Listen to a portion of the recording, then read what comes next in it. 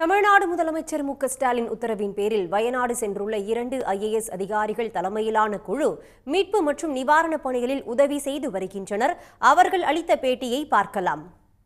மாண்பு முதலமைச்சர் அவர்களின் ஆணையின்படி இமிடியேட்டாக எங்களோட ஒரு குழுவை அமைத்து TNSDRF-ஓட 20 பேர் போன்ற ஒரு சிறப்பு குழு, அதே போல் நம்ம ஃபயர் அண்ட் ரெஸ்கியூ சர்வீஸோட 4 சிறப்பு குழுக்கள் இவங்களையும் கூட்டி நாங்கள் வந்து சேர்ந்தோம்.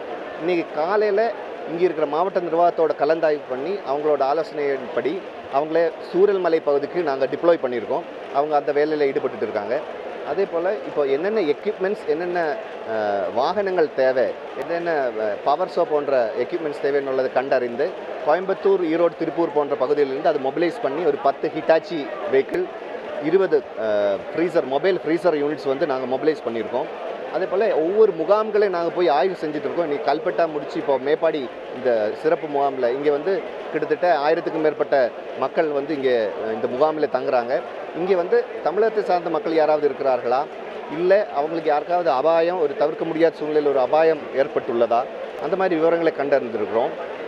தற்பொழுது எங்களுக்கு கிடைத்த தகவலின்படி ஒரு சில குடும்பங்கள் பல்வேறு தலைமுறைகளாக தமிழகத்திலிருந்து இங்கே குடியேறி பார்த்து இங்கே தோட்டம் தொழிலாளிகளாகவும் இல்லை பிற தொழிற்சாலைகளிலும் வேலை செய்கிறாங்க. ஆனால் இங்கேயே ரேஷன் கார்டு போன்ற இதனால இங்கே உள்ள மாவட்ட நிர்வாகம் அவங்களுக்கு அனைத்து உதவிகளும் செய்கிறாங்க. ஒரு சிலர் சுற்றுலா பயணிகளாகவும் இல்லை ஏதாவது ஒரு காரணத்துக்காக இங்கே போயுள்ளவங்களோட தகவலும் நாங்கள் தேடி வருகிறோம். இதுவரைக்கும் ஒரு 2 இறப்பு மட்டும்தான் எங்களுக்கு உறுதியாக கண்டறிய உள்ளது. அந்த பாடிஸ் இங்கே இந்த கம்யூனிட்டி சென்டரில் வச்சுருக்கோம். அதுவும் நாங்கள் இப்போ ஆய்வு செஞ்சுருக்கோம். அவங்கள பத்திரமாக அவங்க ஊருக்கு கொண்டு போய் சேர்க்கிறதுக்கான நடவடிக்கை எடுப்போம். அதே போல் உணவுகள், ட்ரை ஃபுட் போன்ற நாப்கின், கிளாத் போன்ற தேவைகள் உள்ளன. அந்த தேவைகளையும் கண்டறிந்து பக்கத்தில் இருக்கிற நீலகிரி, கோயம்புத்தூர், ஈரோடு, திருப்பூர் மாவட்டங்களிலிருந்து மொபிலைஸ் பண்ணுறதுக்கான ஒரு நடவடிக்கையும் இந்த கண்ட்ரோல் ரூமோடு இணைந்து நாங்கள் செயல்பட்டு வருவோம். இப்போது இங்கே இராணுவம் மூலமாகவும் கேரளா மாநில அரசின் நடவடிக்கைகளாகவும் அப்புறம் மாவட்ட நிர்வாகம் வயநாடு மூலமாகவும் பல்வேறு குழுக்களை அமைத்து சிறப்பு குழுக்கள் வேலை செஞ்சுட்டு இருக்காங்க. அவங்களுக்கு உறுதுணையாக அவங்களை பலப்படுத்த, அவங்க கரங்களை பலப்படுத்துவதற்காக நம்ம மாண்பு முதலமைச்சர் அவர்கள் ஆணையின்படி நம்ம எக்ஸ்ட்ரா டீமை கொடுத்துருக்கோம். மெயின் ஸ்ட்ரீமில் அவங்க தான் வேலை பார்க்குறாங்க. அவங்களுக்கு என்ன கேப் இருக்குது, எந்த இடத்துல தேவை அதிகமாக இருக்கின்றது அதை கண்டறிந்து நம்ம அவங்களுக்கு காம்ப்ளிமெண்ட் தான் பண்ண போகிறோம்.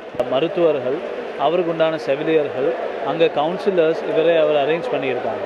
இது மட்டுமல்லாமல் தன்னார்வலர்கள், அப்படி அறக்கட்டளைகள் அவரோட ஹெல்ப் கூட இங்கே எடுத்து அந்த வேலைகளுக்கு நடைபெற்றிருக்கு.